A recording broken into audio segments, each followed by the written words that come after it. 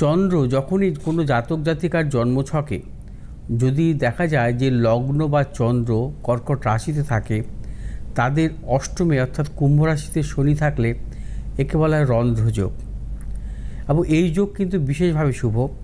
আমরা বলি যে শনির, যেমন এখন বর্তমানে যাদের কর্কট রাশি জাতক জাতিকা, তাদের ক্ষেত্রে আমরা বলি শনির ঢাইয়া, যেমন যেহেতু অষ্টমে শনি।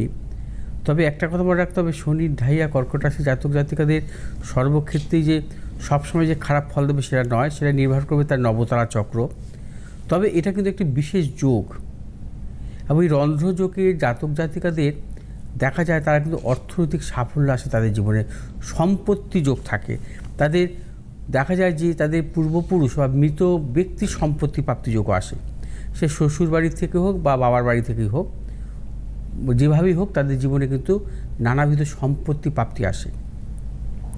আজ আবার রবি অবস্থান করবে হস্তা নক্ষত্রে, অর্থাৎ হস্তা নক্ষত্রে চন্দ্রের নক্ষত্রে। যদি কোনো জাতক জাতিকার চন্দ্র নক্ষত্রে যদি রবি থাকে, রবির মহাদশা তার পিতার প্রবল উন্নতি হয়।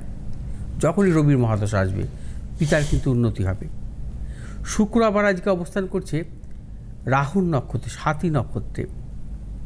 এবং একটি কথা মনে রাখতে হবে, শুক্র যদি কখনো রাহুর নক্ষত্রে থাকে, যদি কখন কোনো জাতক জাতিকার বিবাহ হয় শুক্রের দশান্তর্দশা, সেটা কিন্তু সুখের হয় না।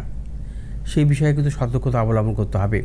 রাহু নক্ষত্রে যদি শুক্র থাকে, তার যদি শুক্রের দশা অন্তর্দশায় বিবাহের কোনো যোগাযোগ আসে, সেই জাতক জাতিকা বিবাহ সূত্রে অর্থাৎ দাম্পত্য জীবন তার কিন্তু মোটেই কিন্তু সুখকর হয় না।